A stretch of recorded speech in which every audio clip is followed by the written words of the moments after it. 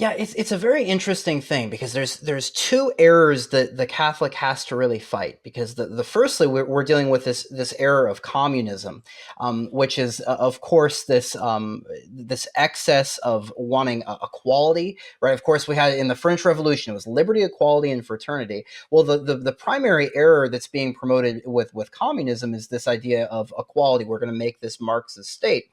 And at the same time, we also have to realize that we have this danger of liberalism. And this is something at the forefront in China today, because you had, I mean, people don't know this today, but the above ground church, the patriotic church, they were celebrating the Latin Mass up until the 90s, while the underground church, of course, adopted the Novus Ordo.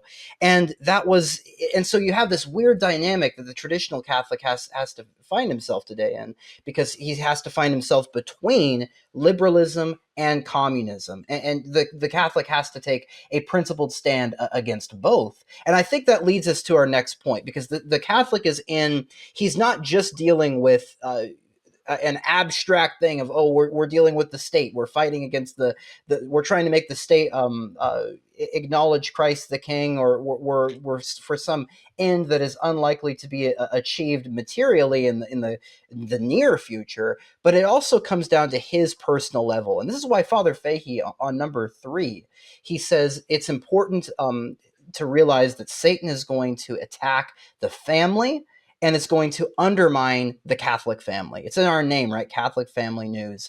And this is something that both Marxism and it's something that liberalism also do, because if you look at, we just released a conference. Mrs. Kelly Childs of St. Mary's College gave the history of feminism. And the early feminists ultimately said, we want to destroy Christian hierarchy, and we want to destroy really the Christian notion of the family. And how are they going to do this? And both the communists and the liberals do this to this day. But you saw this especially with the early communists. They're going to promote promiscuity. They're going to promote homosexuality. And they're going to destroy the Christian notions of marriage by introducing things like pornography, or just a widespread exception of things like fornication. And this has happened to this very day. We see this constantly around us. So it's important to recognize that we're not dealing with things on an abstract level, or even from a uh, looking above to the state, trying to see what the state is doing. This attacks our own families as well, through these means of promoting all of these demonic activities. Right, because of course we have to always acknowledge that certainly Christ is king over marriage, and then marriage is an institution that God himself created. We'll read about Mhm. it in the first two chapters of Genesis. Already there we see its first two ends. I think it's Genesis 1:28, where he says, be fruitful and multiply. I mean, that's the Yeah. primary end. And of course, it's so that God can share his life with many, many creatures, his grace. He wants us all to share his life for all eternity. And then, of course, later on, when we hear in Genesis chapter 2 about how Adam needs a helpmate, it's not good for him to be alone, and this one is flesh of Mhm. my flesh and bone of my bones, we see the secondary end, which always must be kept also a secondary end. And that's obviously the mutual help of the spouses and the quelling of the passions. So marriage is something God has created. We can't change it. And we see certainly that under attack in the state, in the church. Quick Fatima link. I think most of our viewers know this, but I do want to mention it, that Cardinal Caffarra, back in the 80s, when John Paul II made him the head of the new sort of Marriage and Family Institute, Pontifical Institute, Yeah. he wrote to Sister Lucia requesting prayers and didn't even think he'd get a response. He just kind of wanted her to pray for him. And she wrote back and very tellingly said that the final battle that the devil will wage is precisely against marriage, and that we have to do our best to defend it, and that those who defend marriage will be under attack as well.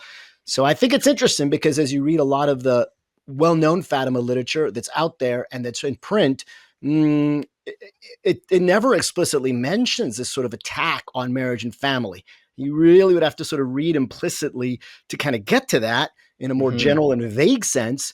But Sister Lucia was dead on target with this even back in the 80s.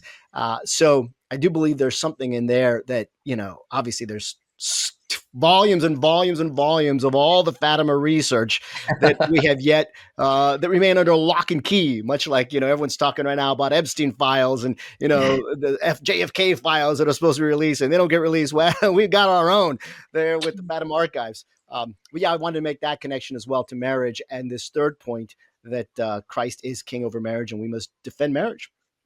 Yeah, Yeah, and did not Sister Lucy say, that this battle over marriage and the family was going to be the definitive battle between, the devil and Our Lady, was going to be over the family. And I think it's interesting too, when you were talking about go forth and multiply, that when I was listening to Dr.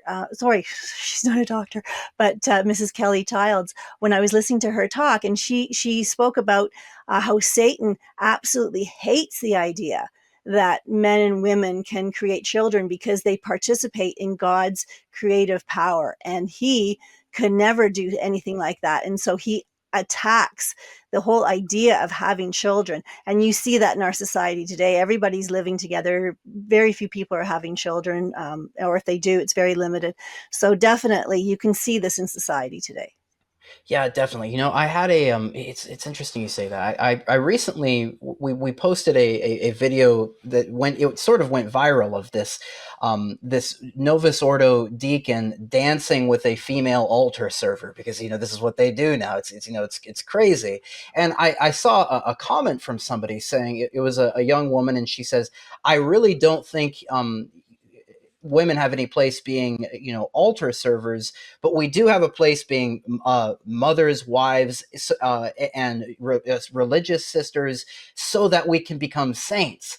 And I think people have lost this. Everybody thinks that we're trying to put our we're trying to boil down the end of our lives for how good can we look in our profession. Can we do a great thing? Can we make a name for ourselves, as those who built the Tower of Babel said? We're going to make a name for ourselves. But they've lost the notion of how do we sanctify our souls with what God made us to be, which is to sanctify our souls to become saints. And how are people going to know this? Well, this leads us to the next point, which is it's Christian education. And Mm. this is something I think people have lost, the Christian formation, Catholic formation.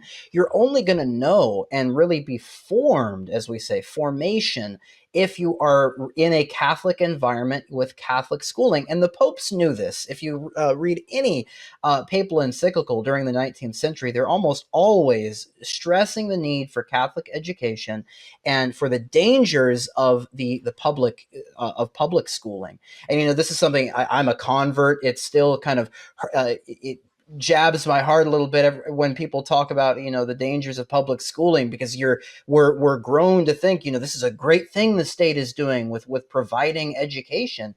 But why is this a bad thing? Well, there's a famous quote from Lenin who said it was something like, if you give the state a child for 4 or 8 years, it was one of the two, I'll make a Bolshevik out of him for life. Mhm. And this principle goes again for both communism and liberalism. If the state gets its hands on a child, or even a college student, people mature a lot slower nowadays.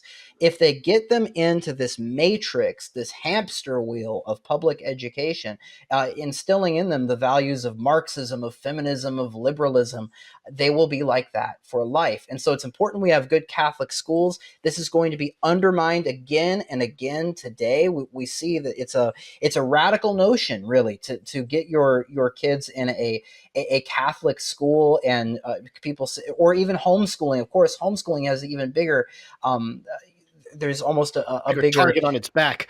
target on its back for it. And people say, oh, you're in a cult or something like that, but in reality, it's you want to save your kid's soul. We want to make good warriors for Christ the King. And so Father Fahey knew it. Point number 4, we must have Catholic education.